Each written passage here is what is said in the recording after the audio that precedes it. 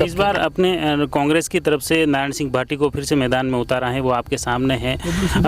उम्र दराज भी है, तो ये ऐसा नहीं लग रहा है कि काफ़ी अनुभव? एक ही बात हो रही है कि हमारे को भारतीय जनता पार्टी ने हमारा विकास करा है, हमारे भगवान राम को जो लाएगा हम उनको लाएंगे। बीजेपी से नाराज एक निर्दलीय भी चुनाव लड़ रहे हैं, क्या उसका कोई काम करके दिखाया, इसलिए ये जनता जुड़ी है। तो ये बातें कर कर तो जनता को राजसमंद की बिल्कुल भ्रमित नहीं कर सकती। सुबह का जो शेड्यूल रह रहा है, फिर खाना पीना कैसे क्या रहता है? मैंने ये अपील करी थी कि ये कांग्रेस और बीजेपी का मुद्दा नहीं है, ये राजसमंद की जनता का मुद्दा है। वापस से ये होने वाला है कि चारों सीटें भारतीय जनता पार्टी राजसमंद जिला में जीतेगी।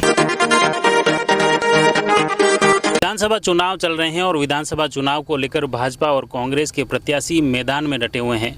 आज मैं राजसमंद विधानसभा में हूं और राजसमंद विधानसभा में भाजपा के प्रत्याशी दीप्ति माहेश्वरी जी हमारे साथ में हैं। उनसे बातचीत करते हैं। वो लगातार चुनाव से पहले ही चुनावी मोड में आ गए थे, लगातार गांव ढाणी में जा रहे थे और अब जैसे ही प्रत्याशी घोषित हुए उसके बाद लगातार आपका शेड्यूल बदल गया है, दिनचर्या आपकी बदल गई है। इनसे जानते हैं कि पहले तो आप जैसे ही प्रत्याशी बने और उसके बाद जो गाँवों में जाने लगे, कैसा शेड्यूल रहा आपका? शेड्यूल तो बहुत ज़्यादा चेंजेस नहीं है। पहले भी सुबह 7 बजे से, पहले सुबह 8 बजे से शुरू करते थे, अब 7 बजे से शुरू करते हैं। अल सुबह से लेकर लेट नाइट तक की तस्वीरें सामने आ रही हैं, अंधेरी की भी तस्वीरें आ रही हैं, तो कहीं ना कहीं आप गांव ढाणी में जो जा रहे हो उससे काफ़ी समय का। लक्ष्मण जी, मैं आपको बताऊंगी कि राजसमंद की जनता उत्साहित है और वो उत्साहित इसलिए है क्योंकि उन्होंने तय कर लिया है कि इस बार भारतीय जनता पार्टी अपनी सरकार बनाने जा रही है। और ये जो उत्साह है, इसके बहुत सारे कारण हैं। जिस तरीके से कांग्रेस सरकार ने 5 सालों में दुखी करा है किसान वर्ग को लेकर, महिलाओं को लेकर, छोटी छोटी मूलभूत सुविधाओं में भी उन्होंने परेशानियाँ क्रिएट करी।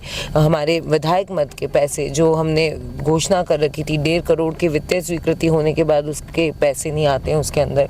तो ऐसे बहुत सारे बातें हैं। बजट की घोषणा में राजसमंद को एकदम एक तरफ रखा जाता है, 1 रुपये का काम यहाँ पर नहीं दिया जाता है। तो जिस तरीके की राजनीति कांग्रेस ने करी है, तो अपने आप ये सब तो होना है। जनता ने तय कर लिया है, जनता जनार्दन होती है, उनके आगे और कुछ भी नहीं होता है। और जिस भी गांव में हम जा रहे हैं वहाँ पर लोग भारतीय जनता पार्टी का स्वागत, राम मंदिर बनाने वालों का स्वागत। एक ही बात हो रही है कि हमारे को भारतीय जनता पार्टी ने हमारा विकास करा है, हमारे भगवान राम को जो लाएगा हम उनको लाएंगे। 2 चीज़ों पर पूरी इस बार के चुनाव में ये देखा जा रहा है कि बीजेपी हो या कांग्रेस, दोनों ही कार्यक्रमों में, दोनों के चुनाव प्रचार में भगवा रंग हर जगह दिख रहा है। तो ये काफ़ी, देखिए दोनों का तो मुझे नहीं पता, पर हमारे मतलब हम तो ये कहेंगे कि हम एक विचारधारा से जुड़ी हुई पार्टी है। ये संगठन एक विचारधारा पर है, किसी व्यक्ति विशेष का संगठन नहीं।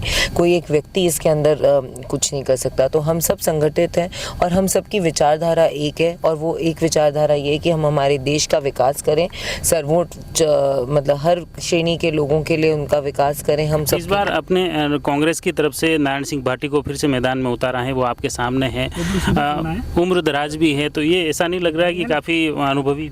देखिए, मैं आपको ये कहूँगी कि पिछली बार जब उपचुनाव में मैंने चुनाव लड़ा था तो भी कार्यकर्ताओं ने चुनाव लड़ा था, भारतीय जनता पार्टी ने चुनाव लड़ा था। और इस बार भी भारतीय जनता पार्टी चुनाव लड़ रही है, कार्यकर्ता चुनाव लड़ रहे हैं। विधायक कोई एक व्यक्ति नहीं बनता, विधायक पार्टी बनती है। वहाँ पर जब हम विधानसभा में, मैं तो एक प्रतिनिधित्व चेहरा जिसको कहते हैं ना, कि मैं बस वो एक चेहरा बनकर जाऊँगी। बाकी चुनाव भारतीय जनता पार्टी लड़ रही है, भारतीय जनता पार्टी की विचारधारा चुनाव लड़ रही है, और जीत होगी तो भारतीय जनता पार्टी की होगी। तो क्या लग रहा है इस बार एक आपने जो बीजेपी से नाराज एक निर्दलीय भी चुनाव लड़ रहे हैं, क्या उसका कोई इफेक्ट?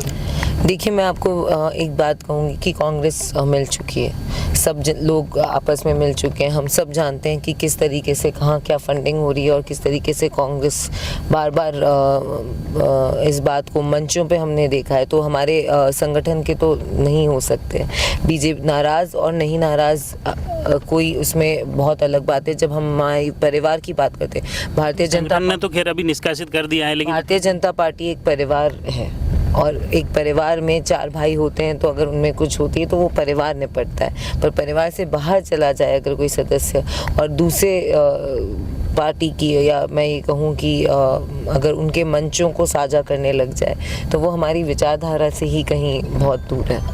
तो आपको लग रहा है कि कोई इफेक्ट पड़ने वाला नहीं है, बीजेपी का वोट बैंक सुरक्षित है? देखिए, जनता मोदी जी और मोदी जी के कामों को लेकर बहुत लंबे समय से इस बात को तय कर चुकी है। पिछले 2 साल से जिस तरीके की परिस्थितियां राजस्थान में बनी है, तो भारतीय जनता पार्टी एक विश्व की जो सबसे बड़ी पार्टी है, तो यहाँ के लोगों का, जनता का तो ऑटोमेटिकली कमल के फूल से और भारतीय जनता पार्टी से जुड़ाव है।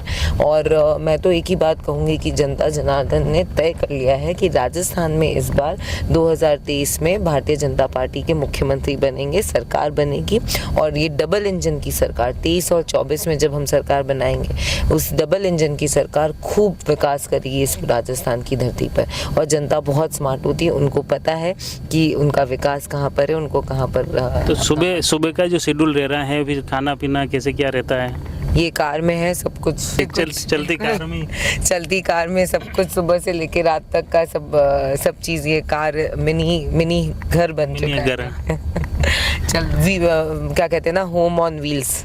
तो इसमें लोगों से जो मिल रहे हैं उससे भी एनर्जी होती है? बिल्कुल, उनके उत्साह से तो एनर्जी बिल्कुल आती है। उनके काम वो बताते हैं तो वो देखकर कितनी बार लगता है कि हाँ, वाकई में अपनी अपनी समस्या भी रखते हैं, धन्यवाद भी देते हैं। तो दोनों चीज़ें हैं, धन्यवाद देते हैं तो हमें ऊर्जा मिलती है कि और काम करेंगे, और काम रखते हैं तो हमें एक लाइन मिलता है कि हमें ये काम करने हैं। जैसे ही जीतेंगे उसके बाद हम क्या काम हमें कराने, वो भी एक लिस्ट क्या चीज़ें मुख्य रूप से लोगों की तरफ से आ रही हैं, फीडबैक आ रहा है, क्या काम आ रहे हैं, क्या मुद्दे आ रहे हैं कि ये इन पर काम करने की ज़रूरत है किसी भी संगठन को, सरकार को?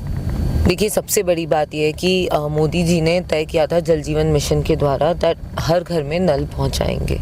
और जिस तरीके से राजस्थान की सरकार ने उसको ढंग से लगने नहीं दिया, पैसे को ढंग से लगने दिया, वो स्कीम को धरातल पर उतारने में उन्होंने इतनी देरी करी है, टेंडर्स होने में इतनी देरी करी है, वर्क ऑर्डर जारी करने में देरी करी है। ऐसी छोटी छोटी चीज़ों को जिसको मैंने विधानसभा के पटल पर भी उठाया है और आम सभा में भी हम उठाते रहते हैं, तो वो बेसिक मुद्दे तो है ही हैं कि हम किस तरीके से उसको सॉल्व करेंगे। तो ये काम रेगुलर विकास के कार्य, तो मैं यही बोलती हूँ कि कभी नहीं रुकते हैं। अभी कांग्रेस की तरफ से जो मेन प्रचार हो रहा है, सीपी जोशी डॉक्टर जो नाथद्वारा के विधायक हैं, इस तरह से प्रमोट किया जा रहा है कि वो मुख्यमंत्री बनने वाले हैं और उसी तर्ज पर राजसमंद का बेहतर विकास होगा। और उन्होंने अपने राजसमंद में एक उद्बोधन भी दिया कि आप हमें कांग्रेस को वोट दें, नारायण सिंह भाटी को जिताएं और ब्याज समेत, मतलब चक्रवृद्धि ब्याज से विकास होगा राजसमंद विधानसभा का।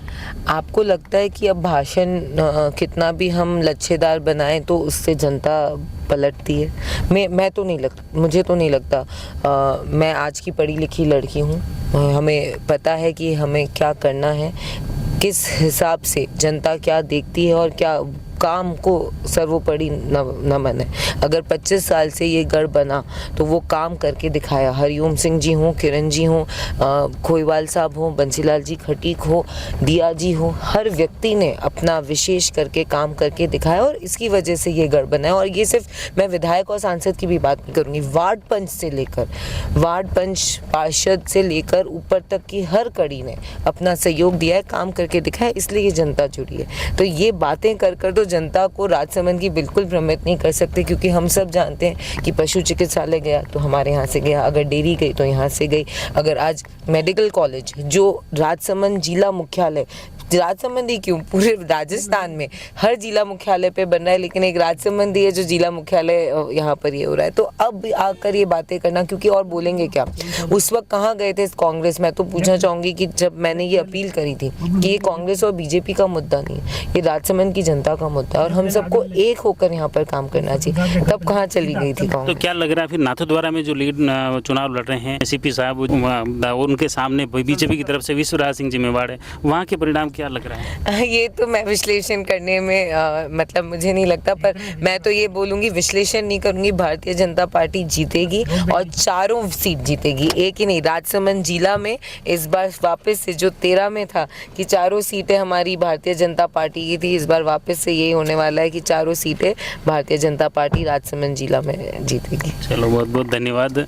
ये थे दीप्ति जी माहेश्वरी। राजसमंद विधानसभा चुनाव हो रहे हैं और उसको लेकर आप जनसंपर्क कर रहे हैं, लगातार गांव, ढाणी, शहर, देहात में जा रहे हैं, लोगों से मिल रहे हैं, नुक्कड़ सभाएं कर रहे हैं और इन सभाओं के माध्यम से निश्चित तौर पर कहीं न कहीं अपने पक्ष में लोगों को जोड़ने के प्रयास में जुटे हुए हैं।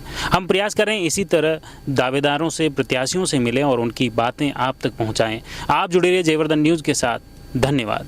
The Maruti Nandan grand, Nathdwara स्थित एकमात्र ultra luxurious 5 star hotel. Rajsamand जिले की एकमात्र 5 star hotel the Maruti Nandan grand में भोजन की स्वादिष्ट थाली अब सिर्फ 290 रुपए में।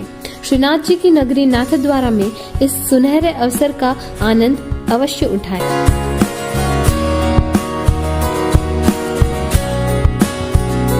मारुति नंदन ग्रैंड, थिंक नाथद्वारा, थिंक नंदन ग्रैंड।